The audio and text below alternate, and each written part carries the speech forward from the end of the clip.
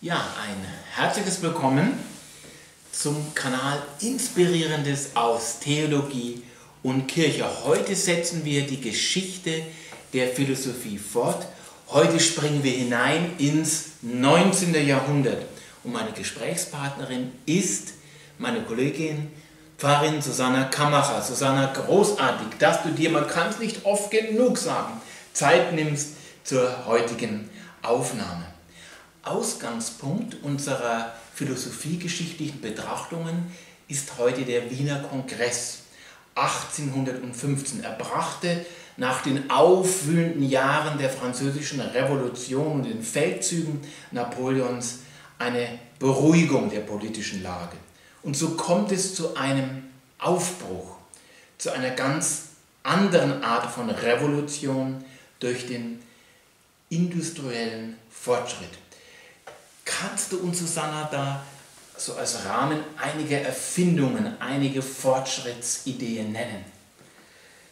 Ja, es gibt so markante Daten in der Geschichte, zumindest kontinentalen Europas, die sind so wie Flaggen eingeschlagen in der Geschichte. Das ist 1648 der Westfälische Friede, der nach dem Dreißigjährigen Krieg doch Europa wieder die Möglichkeit gegeben hat, sich einigermaßen zu beruhigen.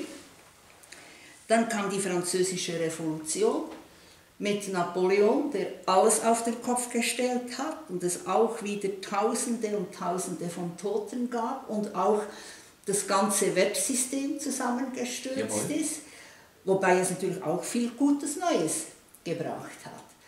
Und dann ist dann 1815, wie du sagst, der Wiener Kongress, das ist wieder so eine Marke, die sagt vorher und nachher. Und wieder war es die Aufgabe dieses Kongresses, Europa einigermaßen zu ordnen, politisch wieder einigermaßen die Grenzen festzulegen und etwa zu sagen, wer was wo sagt und kann und darf. Napoleon war ja nun wirklich einfach verheerend, auch nebst der Revolution in Frankreich nachher, wie ganz Europa auf dem Kopf stand. Und das waren immer handfeste Interessen der einzelnen Länder, und zwar wirtschaftliche wie Gebietsansprüche, politische, wie immer eigentlich in der sogenannten Geschichte geht es um Macht. Genau. Wer hat welche Machtansprüche? Dazu kam, dass nun doch neue Ideen da waren, von der Französischen Revolution her, und vor allem auch Deutschland sich etwas beruhigen konnte. Irgendwie fanden die Länder wieder in etwas ruhige Bahnen hinein. Und das gab natürlich auch wieder Freiraum, wenn nicht Krieg ist, dass man sich anderen Dingen zuwenden kann und dass kluge Köpfe, das, was sie sich schon längst ausgedacht haben, dann auch wieder umsetzen können. Und so haben wir am Anfang des 19. Jahrhunderts eine völlig neue Bewegung, wo eigentlich man das fast nicht auf eine Sache zurückführen kann, und dennoch kann man sagen, letztlich ging es da um Eisen. Um Eisen, nicht Eisen im Blut, sondern Eisen im Berg. Im Berg, jawohl. Und dieses Eisen musste rausgeholt werden, und mit diesem Eisen konnte man im großen Stil nun große Dinge machen. Ja, positive Dinge. Vorab im Wort drin die Eisenbahn. Und die Eisenbahn, das setzt natürlich voraus, dass man Maschinen hatte, die diese Lokomotiven antrieben. Und da ist, bevor man dann Eisen groß auszubeuten begann, die Erfindung der Dampfmaschine etwas ganz Wichtiges. Plötzlich hatte man die Möglichkeit, neben der klassischen Wasserkraft, die man mit Mühlen betreiben konnte, da etwas war, das unabhängig vom Wasser Mobilität, würde man heute sagen, ermöglichte. Und man konnte große Maschinen bauen. Und vorgängig ist ja auch im philosophischen Denken das logische, mathematische, maschinelle eigentlich vorbereitet worden. Jetzt konnte man es praktisch umsetzen. Jawohl. Und es wurden Fabriken gebaut, es wurden Maschinen erfunden mit dem verheerenden Nachgeschmack, dass das traditionelle Handwerk von der Hand verschwand. Also es hatte neben den positiven Seiten, Mobilität, Fortschritt, hatte es eben auch negative Seiten. Du sagst, das Handwerk, das ist hier schlimm, aber es entstand eine neue Klasse, die Arbeiterklasse, und der ging es nicht so gut, oder? Ja, weil mit der Maschine konnte man, wenn die ausgefeilt war, plötzlich mit einem Arbeitsgang das 10-, das 50-fache erreichen und herstellen, was vorher in mühsamer Kleinarbeit gemacht wurde. Am ausdrücklichsten findet man das in der Textilbranche. Das gibt ja dann die großen Aufstände der Weber, Ja. was vorher über Jahrzehnte den Leuten Heimarbeit ermöglichte. Da konnte eine ganze Familie zu Hause einen Webstuhl bedienen oder 2 oder 3 und das war ein praktischer Nebenerwerb. Da waren alle mit dran beteiligt und man hatte neben einer kärglichen Landwirtschaft doch noch ein weiteres Auskommen. Aber das brauchte seine Zeit. Und nun waren da plötzlich Maschinen, die ratterten und die erstellten in kürzester Zeit viel mehr, waren viel produktiver als diese Heimarbeiter. Und das hat natürlich gesellschaftlich gesehen riesige Umbrüche gebracht. Es gab plötzlich, wie du sagst, eine neue Schicht, Genau. Arbeiter. Die Leute waren auf Anhieb zufrieden, es gab nun gesicherte Arbeit. Und es gab eine neue Klasse, das waren die Fabrikherren. Wer Geld hatte, konnte eine Fabrik bauen und konnte damit viel Geld verdienen. Und die einzelne Arbeitskraft war nicht besonders viel wert. Und weil früher in der Heimarbeit ganze Familien beteiligt waren, schien es gerade im Textilbereich völlig normal, dass auch die Kinder mit in die Fabrik kamen. Einerseits war mal das Problem des Kinderhütens gelöst und die Kleinen konnten mitarbeiten. Wobei die Zustände natürlich schrecklich waren. Es waren keine 8-Stunden-Tage. Die Kinder, die erwachsen wurden, man muss sagen, ausgebeutet. Es waren billige Arbeitskräfte. Von morgens früh bis abends spät, Ja, solange man was gesehen hat, wurde gearbeitet. Das musste so gesehen werden. Die Fabrikbesitzer wurden immer reicher. Und wie war dann die Reaktion der Gesellschaft darauf? Fangen wir mal bei der Kirche an. Hat die Kirche das kalt gelassen oder gab es Vertreter der Kirche, die dann auf diese Not auch reagiert haben? Es gab sehr viele Reaktionen und es gab auch sehr weitsichtige und kluge Fabrikherren. Gab es auch. Die haben nämlich gemerkt, wenn ich die Leute nur ausbeute und die dann krank werden, dann kann ich auch nicht mehr so viel produzieren. Wenn ich die Leute hungern lasse, sind die auch nicht mehr arbeitsfähig. Und da gab es doch verschiedene, es gab völlig neue Schichten in der Gesellschaft, wo man Fabrikdörfer baute. Da gab es zum Beispiel den Cadbury, in der Nähe von Birmingham in England. Der hat seinen Arbeitern jedem ein Haus zur Verfügung gestellt, mit einem Garten, mit der Verpflichtung, im Garten gesundes Obst und Gemüse zu ziehen. Also das gab es auch. Damit die Leute gesund bleiben. Und sie haben Schulen gebaut, sie haben Kirchen gebaut und sie haben später sogar Turnhallen zur Leibesertüchtigung gebaut, damit ihre Leute gesund bleiben. Da war zum Beispiel auch der Zeiss in Leipzig, der war dann in der Optik tätig, Cadbury, der war im Lebensmittelbereich, Schokolade bis heute. Nicht? Und es kann man alles noch sehen, die Dörfer gibt es noch, diese Siedlungen. Oder wir brauchen gar nicht weit zu fahren, in Neuenburg gibt es immer noch die Cité Suchard. Das war genau das gleiche Prinzip. Unten am See ein ganzes Quartier mit schönen kleinen Häuschen von der Schokoladenfabrik Suchard. Das sind natürlich Vorbilder, aber es gab trotz dieser Vorbilder auch viel Not. Es gab Kinder, die dann auf der Straße lebten, die verwaist waren, und gegen diese Not haben bestimmte engagierte Leute auch aus der Kirche etwas getan. Und da fällt uns sicherlich ein wichtiger Mann ein. Das ist der Johann Hinrich Wichel. Ja. Das ist wohl der erste, in Anführungsstrichen, christliche Kommunist. Das musst du uns jetzt näher erklären. Werde ich noch erklären. Aber neben diesen vorbildlichen Fabrikherren gab es natürlich auch die anderen. Und wie so oft hat sich das dann auf die städtischen Gebiete konzentriert. Oder die Städte wuchsen auch enorm, denn dort, wo eine Fabrik war, man musste ja die Leute irgendwo unterbringen. Und da kann man stellvertretend für andere Städte, vor allem auch Berlin nennen, wo plötzlich eine völlig neue Art von Haus gebaut wurde.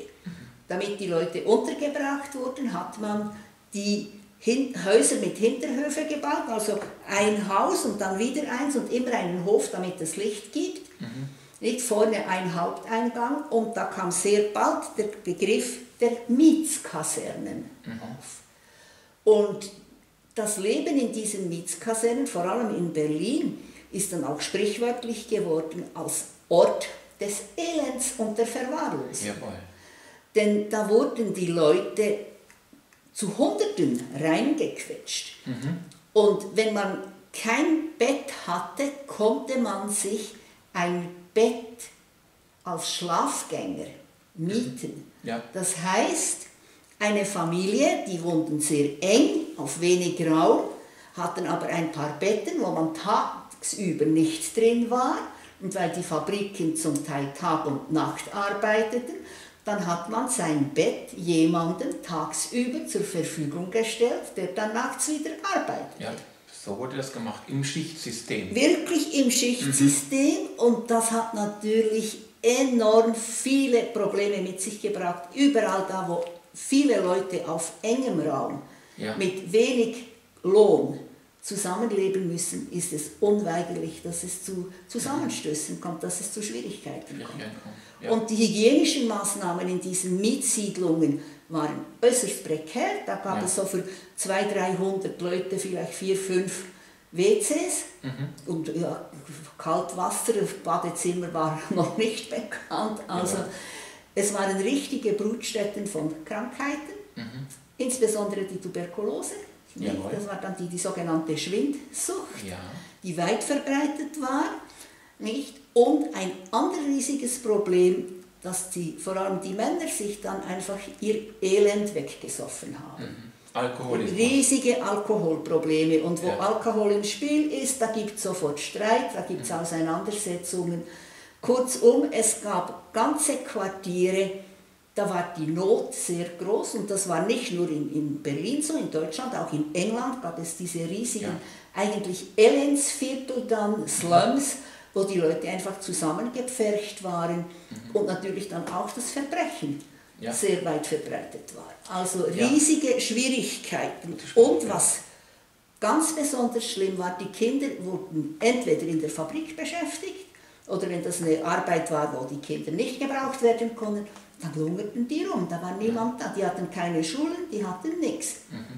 Und da hat sich, wie du schon gesagt hast, Johann Hinrich Wichel dann sehr dafür eingesetzt, dass das geändert wurde. Er selber er war 1818 geboren, ist 81 gestorben, auch aus einer sehr einfachen Familie, eigentlich ein Mann aus der Unterschicht. Er war aber sehr begabt und hatte durch glückliche Fügungen die Möglichkeit, ein Stipendium zu bekommen, konnte das Gymnasium absolvieren, und dann bekam er ein Stipendium, um Theologie zu studieren. Also er musste Pfarrer werden, aber das war eine gute Möglichkeit, wenigstens zum Studieren. Die sozialen Probleme haben ihn dann aber nicht losgelassen. Und er kam von Hamburg, und auch in Hamburg gab es diese Siedlungen, und da war er sehr, sehr aufgeschreckt zu sehen, in was für einem Elend die Leute lebten. Und er hat dann auch im Rückgriff auf die Aussage Jesu, ihr werdet immer Arme bei euch haben, gesagt, ihr Leute von der Kirche, das steht im Evangelium, wir als Kirche müssen etwas tun. Wir können diese Armen nicht einfach so dahin vegetieren lassen. Ja. Also er war eigentlich ein Erster, der sich sozial engagiert hat und gesagt, wir müssen was für dieses Elend tun. Also ein Vertreter der Kirche, der auf die soziale Frage, diese brennende Frage reagiert hat. Und jetzt gibt es ja so von mancher Seite den Vorwurf an die Kirchen im 19. Jahrhundert, ihr bekämpft ja nur die Ergebnisse, aber ihr bekämpft nicht die Wurzeln, woher das kommt. Was war Hinrich Wichern für einer? Hat er auch auf die Wurzeln, die Ursachen gesehen oder hat er nur das Ergebnis bekämpft? Er hat von seiner Theologie her auch gesagt, jeder Mensch hat die Möglichkeit zum Guten wie zum Schlechten in sich. Und je früher wir das Gute fördern und pflegen, desto weniger schlechte Nebenwirkungen haben wir dann. Also es nützt überhaupt gar nichts, wenn wir losziehen und die Alkoholiker mit Sünde belasten und ihnen alle Schande sagen und sagen, ihr kommt nicht in den Himmel, was weiß ich. Nicht, das hilft überhaupt gar nichts, wir müssen die Ursachen bekämpfen. Ja. Und so hat er verschiedene Werke gegründet, hat sich sehr stark engagiert, auch gegen sehr heftigen Widerstand, denn naja, gewisse Pfarrherren waren schon auch eine Klasse für sich und da dieses Gesindel am Rande der Stadt, das war nicht sehr erwünscht. Aber weil er selbst aus einfachen Verhältnissen kam, hat er den Blick gehabt dafür. Er kam selber aus einfachen Verhältnissen und wusste, was es heißt, in der Armut zu leben und keine Chancen zu haben. Eben, ne? Nicht? Heute würde man von Chancengleichheit sprechen. Absolut. Er war ein riesiger Vorkämpfer für die Chancengleichheit.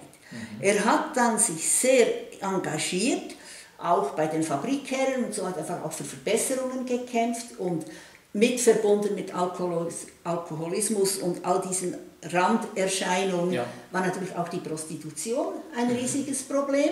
Und da hat er gesagt, wir müssen nicht als Christen nur losziehen in die fernen Welten und die armen Heiden zum Christentum bekehren, sondern wir haben einen riesigen Missionsauftrag hier bei uns vor Ort.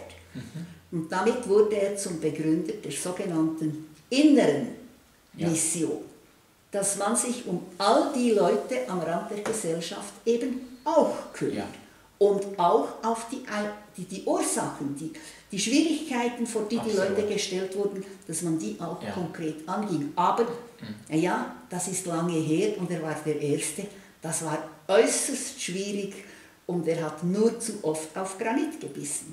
Das wollte man so nicht sehen. Ich habe mich gesehen, ein bemerkenswerter Mann. Gab es denn auch außerhalb jetzt von der Kirche gesellschaftliche Bestrebungen, diese Not zu bekämpfen, auf das Elend der Arbeiter aufmerksam zu machen? Was vielleicht noch zu ergänzen ist bei Wichen mit seinem Ansatz, dass er sagt, der Mensch hat die Möglichkeit zum Guten wie zum Schlechten in sich. Es kommt darauf an, was er für Möglichkeiten hat. Nicht? Darum hat er einen großen Wert darauf gelegt, die Kinder möglichst früh gut zu schulen. Jawohl. Und dann hat er gesehen, viele Kinder, die Eltern mussten arbeiten, die Kinder waren auf sich selber gestellt. Also muss man diesen Kindern erstens die Möglichkeit zur Schule geben und zweitens, dass sie ein Weltbild bekommen, das vom Guten, vom Christlichen bestimmt ist. Ja. Und so hat er unter anderem auch das dann später sehr berühmt gewordene Raue Haus Und das gibt es bis heute noch. Gibt es bis heute noch. Echt? Das ist in der Nähe von Hamburg und da nahm er zunächst einmal Verwahrloste, zuerst waren es Knaben, später kam dann auch noch Mädchen dazu, auf und hat denen eine möglichst optimale Schulbildung vermittelt. Und da waren auch kluge Kinder darunter.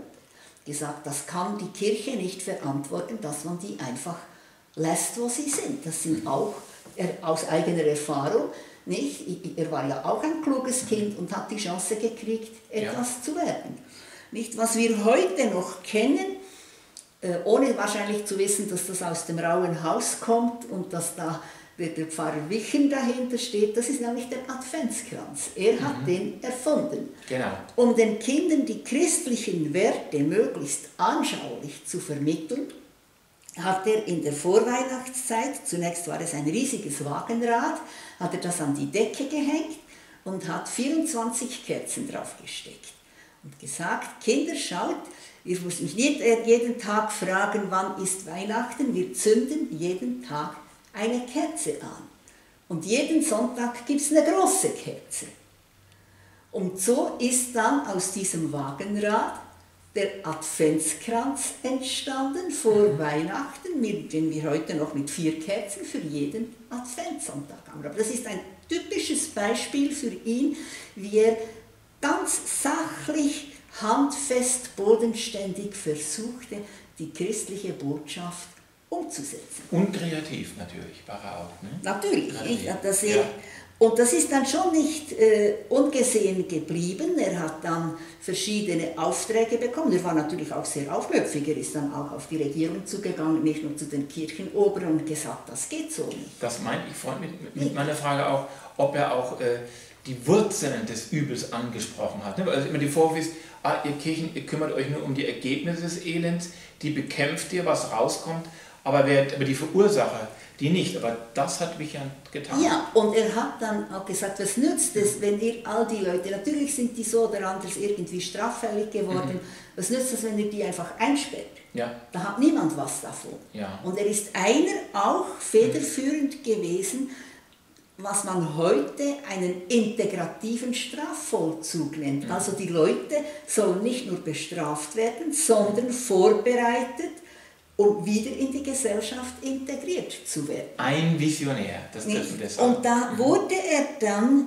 vom preußischen König nach Berlin geholt, damit er die Gefängniswärter ausbildet. Dass die nicht einfach nur zuschlagen und die Bösen hüten, sondern dass das auch eine Chance sein kann. Natürlich, Strafe muss sein und vor dem Denken der Zeit sowieso, aber dass man den Gefängnisaufenthalt auch so gestaltete, dass man zumindest die Menschen respektierte. Ja. Und das war natürlich auch völlig neu.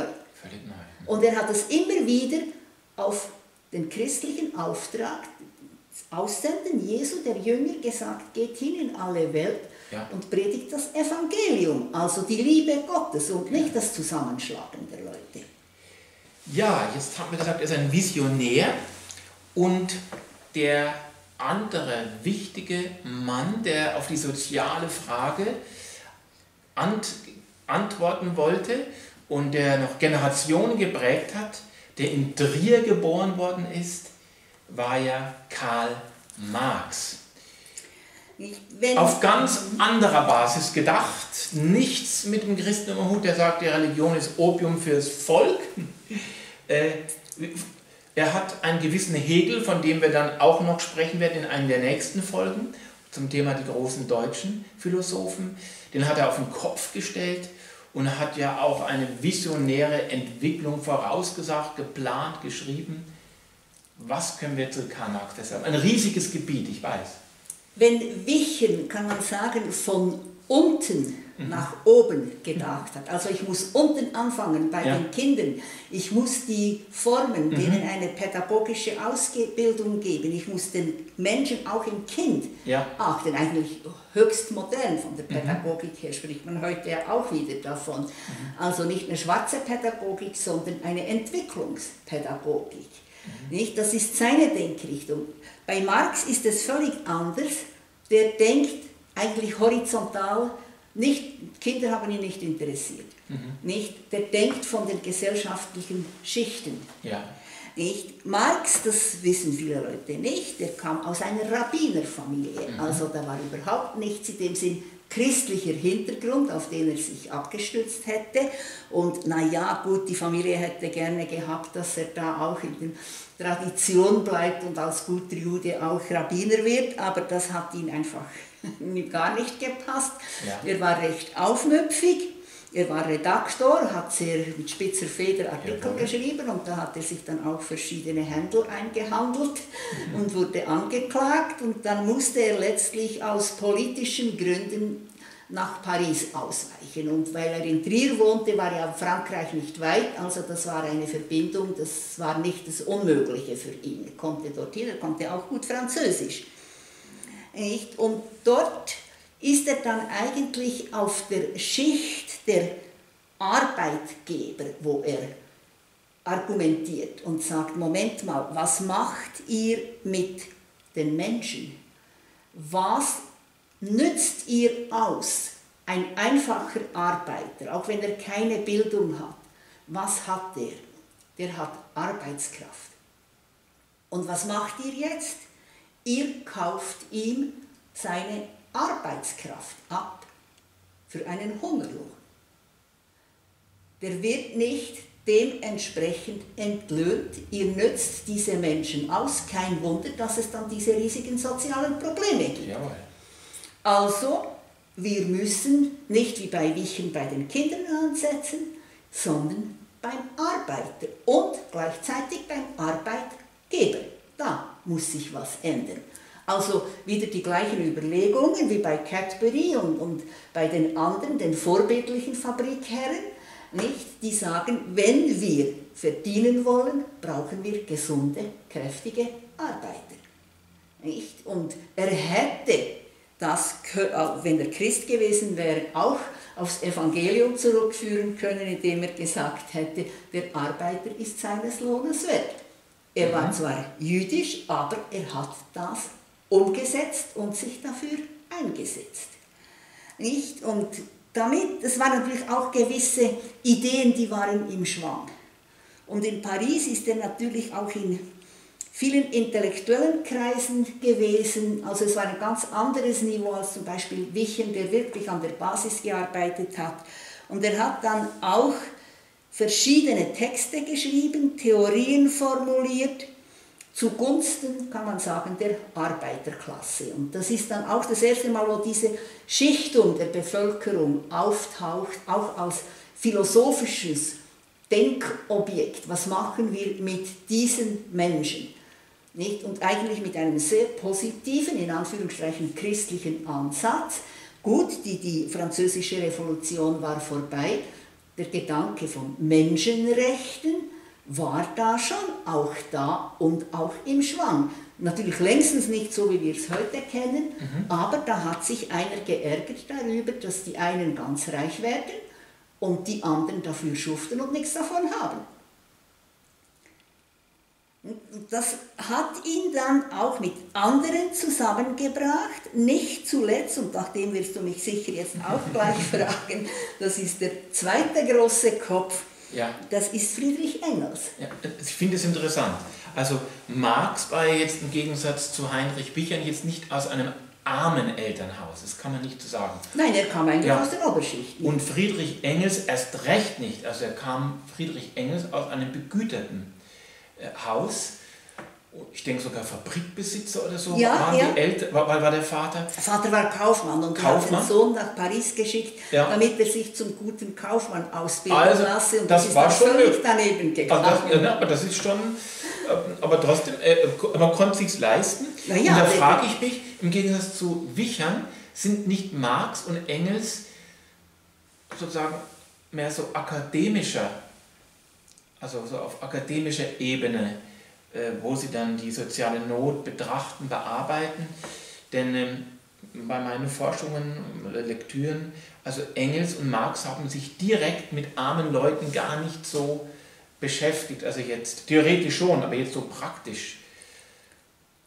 Wie siehst du das? Ja, was ein wichtiger Aspekt auch war, das wurde damals in den intellektuellen Kreisen auch sehr stark diskutiert, das ist der Begriff der Entfremdung.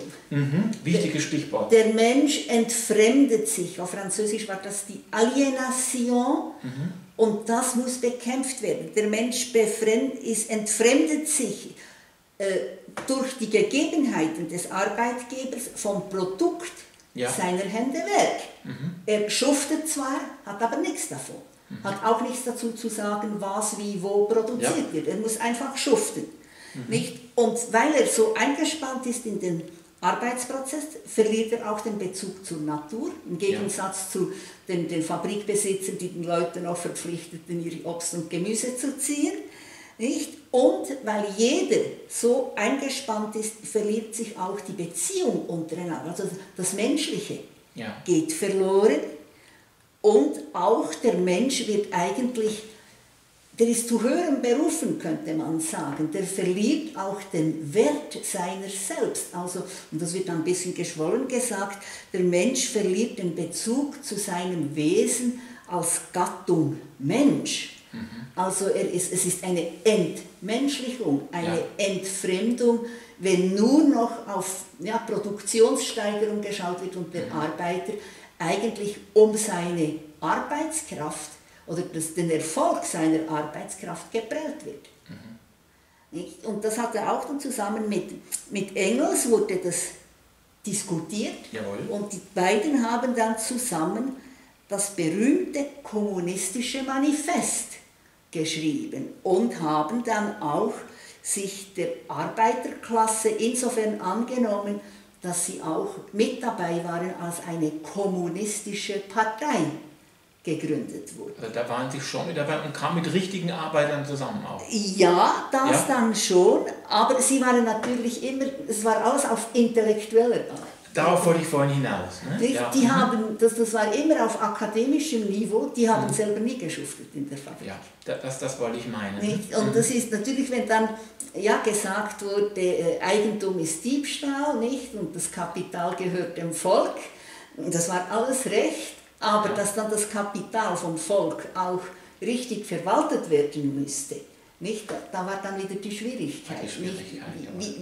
Es braucht ja dann auch wieder gute Kaufleute. Und man muss Profit erzeugen, sonst kann man als Kaufmann nicht leben. Nicht? Das waren dann schon gewisse Schwierigkeiten und einfach gesagt nur, Arbeiter der Welt, vereinigt euch und erhobene Faust und sagen, das war eine revolutionäre Reaktion. Aber natürlich auch verständlich, wenn man sieht, unter welchen Bedingungen die Leute damals gearbeitet haben. Ja. Es gab kein Gesetz, keine Rechte und es ist auch nicht sehr rühmlich für uns in der Schweiz. Das war anfangs des 20. Jahrhunderts, als definitiv die Kinderarbeit in den Fabriken verboten wurde. Auch das gab es, ne? Nicht? Und wobei das Augenmerk schon nicht so auf den Kindern und den Frauen war, aber einfach die Arbeitskraft, das war das, wo sie sich dafür engagierten, was man mit Arbeitskraft alles machen kann. Jawohl. Und dass die auch ein Kapital ist. Arbeitskraft ist auch Kapital. Jawohl. Und wenn die Arbeiter streiken, was macht dann der Fabrikbesitzer? Nicht? Das ist so diese ganze Spannung, wo sie mit drinnen waren. Und das wichtigste Werk, er hatte dann, gut, ist ja vielleicht verständlich, dass er da nicht überall auf offene Ohren stieß, vor allem bei den Fabrikbesitzern nicht. Das ist ziemlich abenteuerlich, seine Lebensgeschichte. Er landete dann schließlich in London und dort hat er dann das wichtigste seiner Werke geschrieben, das Kapital, wo er eben all diese Gedanken entwickelt, was ist die Arbeitskraft eines Menschen wert und wie geht das dann mit eigentlich ein riesiges Wirtschaftswerk, wie muss heute, also aus seiner Sicht gesehen, die Wirtschaft organisiert werden. Nicht? Und wenn man dann sieht, er hat da zwar kein Augenmerk darauf gehabt, aber er ging nach London und das war natürlich die Zeit vom großen Empire. Nicht? Da wurde nicht nur in England die Leute in den Fabriken ausgebeutet, sondern dann auch noch die dritte Welt. Aber das war noch nicht im Gesichtsfeld. Nicht? Das ist eigentlich erst in der heutigen Zeit, wo man sagt, man hat diese Leute dann im gleichen Denken auch maßlos ausgebeutet. Ja. Das Kapital, ein Frontalangriff gegen den Kapitalismus, und Marx hat das Kapital ja in der Bibliothek, der Nationalbibliothek in London geschrieben. Ich habe in der Biografie gelesen, 12 Stunden und länger am Stück hat er da täglich gesessen, hat daran gearbeitet, hat Quellen studiert. Ein theoretisches Werk, das aber dann ja im 20. Jahrhundert, russische Revolution, Kommunismus, radikal umgesetzt worden ist. Ja, und dann kamen natürlich auch all die Schwächen hervor. Nicht? Der Mensch ist eben ein Mensch und nicht die Maschine, auch wenn Descartes und auch die anderen nach ihnen das so schön logisch gesehen haben. Ja.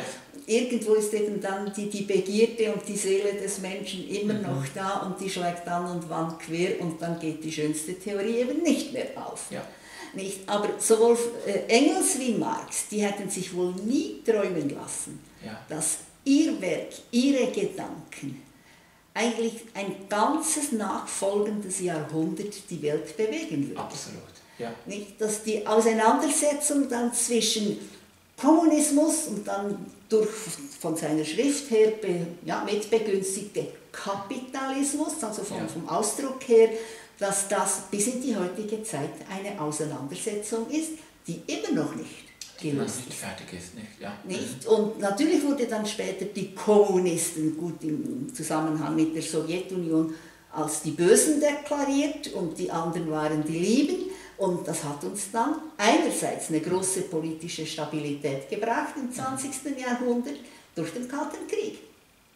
Nicht? Das war dann einfach das Suchen nach dem Gleichgewicht der Mächte. Aber es waren völlig total verschiedene Denkansätze und bis heute ein total verschiedenes Menschenbild. Absolut.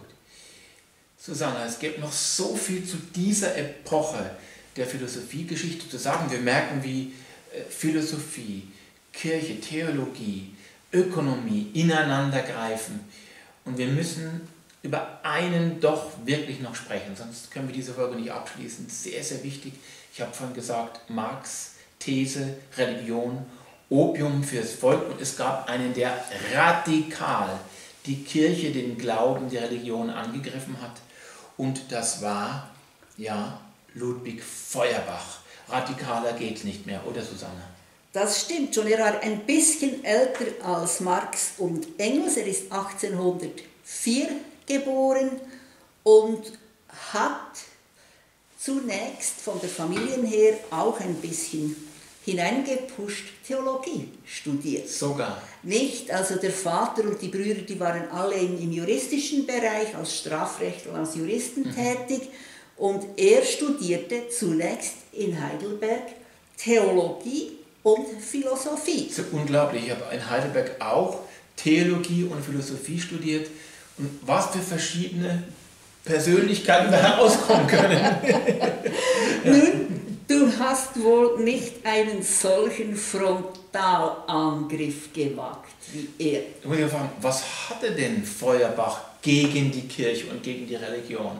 Was war sein Anliegen? Er war Schüler von Hegel und war dadurch auch der sogenannten Philosophie des Geistes verpflichtet. Also da müssen wir noch drauf kommen. Ne? Das ist sehr wichtig, wir haben ihn schon genannt in Bezug auf Marx und jetzt Feuerbach, wir müssen unbedingt, das wird kommen in der nächsten Folge, über Hegel sprechen. Ja, nicht? Und natürlich kann man wieder zurückschauen, das ist ja nichts Neues, das fanden wir auch schon bei Descartes. Ja. Nicht? Also der Geist kontra Glauben, Glauben im Sinn, wer nichts weiß, muss alles glauben.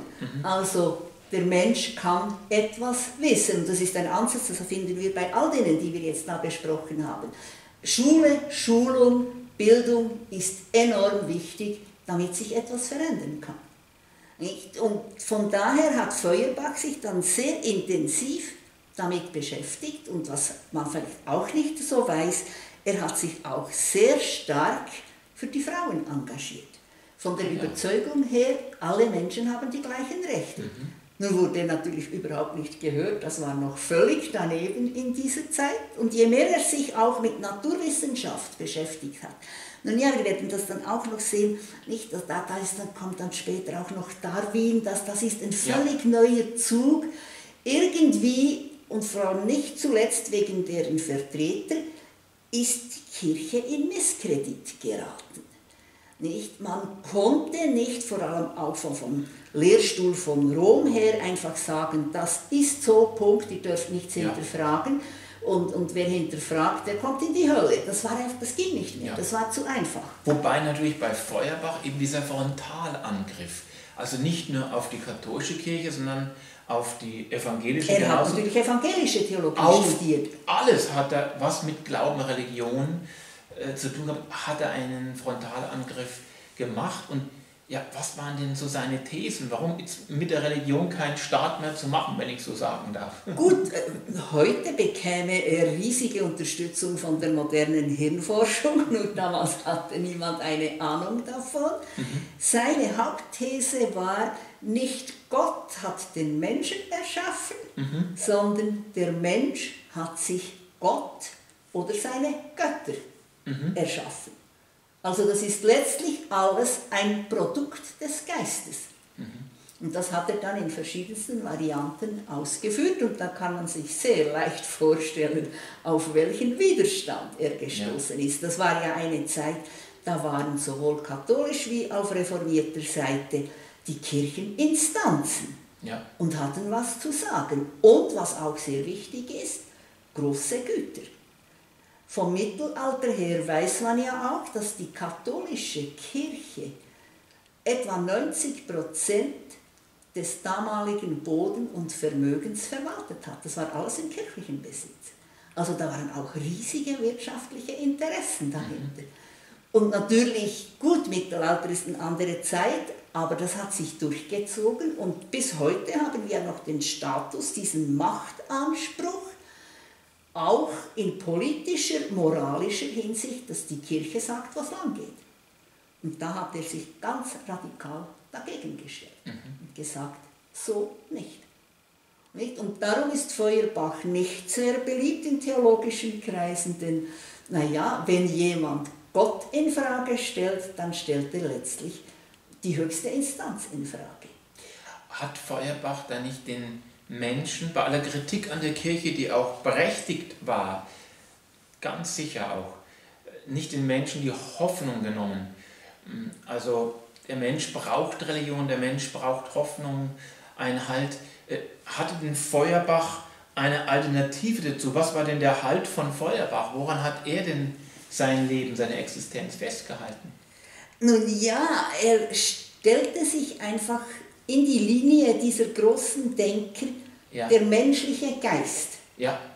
Und mit dem Geist, also geistigen Denken, nicht geistlichen. Also jetzt nicht geistig denke im Sinne von Gottes Heiliger Geist, nein, ganz anders. Einfach der Mensch, das kann man wieder sehen, das kommt von Descartes her, nicht solange ich denken kann, bin ich ein Mensch. Also ist das selber Denken eine konstituierende Möglichkeit des Menschseins. Also müssen wir denken. Und er hat dann, auch zeitbedingt muss man sagen, alles, was von der Kirche herkam, einfach radikal in Frage gestellt. Ja. Nicht einmal in der Absicht, um alles zu zerstören, sondern er wollte, dass man das kritisch neu denkt. Und da war er natürlich als Schüler von Hegel und vor ihm war Kant da, er war nicht der Erste, der das gesagt hat. Das ist eigentlich die logische Linie, die sich dann weitergezogen hat, in diesem völlig kritischen, radikalen Denkansatz, dass der Mensch noch ganz anderes kann und dass letztlich ein Gott, den man nicht beweisen kann, das haben wir ja gesehen, der logische Gottesbeweis war ja schon lange ein Thema und der ist nie geglückt. Also er ist noch radikaler und sagt, man kann Gott nicht beweisen, also halten wir uns an das, was wir beweisen können. Und das ist natürlich auch das Aufkommen der Naturwissenschaften, wo man messen kann, vergleichen kann. Ja, wie will man Gott messen? Das war ja, Gott konnte man alles in die Schuhe schieben. Nicht? Konnte er ja nicht beweisen. Und vom Mittelalter her das Denken, wir müssen annehmen, was von Gott kommt und wir haben uns demütig zu beugen, das war natürlich auch ein riesiges Machtpotenzial für die Kirche. Man konnte den Leuten alles unterschieben und ganz schön Macht ausüben. Nicht? Und da hat er sich dagegen gestemmt und gesagt, so nicht. Und er hatte ja auch gute Grundlagen, er hat ja Theologie studiert. Nicht? Es ist natürlich schwierig, wenn dann einer aus der eigenen Reihen die eigene Fakultät zu beschießen beginnt. Das ist dann immer sehr schwierig, aber er wusste, wovon er redet. Nicht? Und seine Denkansätze sind durchaus bedenkenswürdig. Also zum Beispiel die berühmte These, Gott als Projektion. Ja. Projektion unserer Wünsche, das hat natürlich in dem Sinne etwas für sich, dass man sich überlegt, ja, wie instrumentalisiere ich jetzt Gott? Wie mache ich mir den Gedanken Gott zunutze, um meine eigenen Interessen durchzusetzen? Sich zu fragen, wo sage ich Gott, obwohl ich eigentlich ich sagen müsste? Und das ist natürlich wirklich auch zu hinterfragen, zu hinterdenken. Oder? Ja, und da kann man dann auch wieder zurückgreifen auf die Hugenotten und auf Calvin. Nicht? Calvin hat ja, das ist auch wichtig zu wissen, Calvin war kein Theologe, Calvin war Jurist. War Jurist. Und der hat dann doch auch gesagt, und du sagst, er ist der Begründer des Kapitalismus, es ist Gott sehr wohlgefällig, wenn ich meine Arbeit richtig mache und dabei auch Geld verdiene. Nicht? Und das kann man dann interpretieren, wie man will. Nicht? Und so sagt man nicht zu Unrecht, er ist der Urvater des Kapitalismus. Das wurde dann später aufgenommen. Und es ist nichts Übles, wenn ich Geld verdiene. Das ist Gott gewollt. Und damit haben wir wieder die unbestimmte Gott dahinter. Also wenn ich mich reich mache auf Kosten anderer, ist das immer noch Gott gewollt. Und da sind wir wieder in dieser Schwierigkeit. Natürlich die Frage, wie gehe ich mit meinem Reichtum um? Das ist dann das Zweite. Also Reichtum als etwas Positives, um Leuten zu helfen, sie zu unterstützen, oder Reichtum, den ich nur für mich behalte, egoistisch andere ausbeute, um noch reicher zu werden. Das ist die philosophische, moralische, theologische Frage, was mache ich daraus? Susanne, wir sind an einem so spannenden Punkt jetzt und ja, unsere heutige Folge, die ruft richtig zum Weitermachen. Wir sind noch längst nicht am Ende. Die großen Deutschen wird eine weitere Folge sein und das 20. Jahrhundert, eben bis heute, werden wir auch noch betrachten. Ja, und das Spannende ist, dass man, wenn man bei den alten Griechen ansetzt, sieht, dass sich da gewisse Gedanken, gewisse Denksysteme, wenn sie einmal gedacht sind, nicht mehr auslöschen lassen. Die werden immer wieder aufkommen, man kann sie unterdrücken, das wurde x-fach versucht, aber irgendwann am anderen Ende kommen sie wieder. Aufmerksame Zuschauerinnen und Zuschauer jetzt unserer Videos über die Geschichte der Philosophie werden das sicherlich schon festgestellt haben. Susanne, ein riesiges Merci an dich. Danke für dein Wissen, deine Zeit, die interessanten Ausführungen und Diskussionen. Und ich sage Merci und bis auf ein anderes Mal.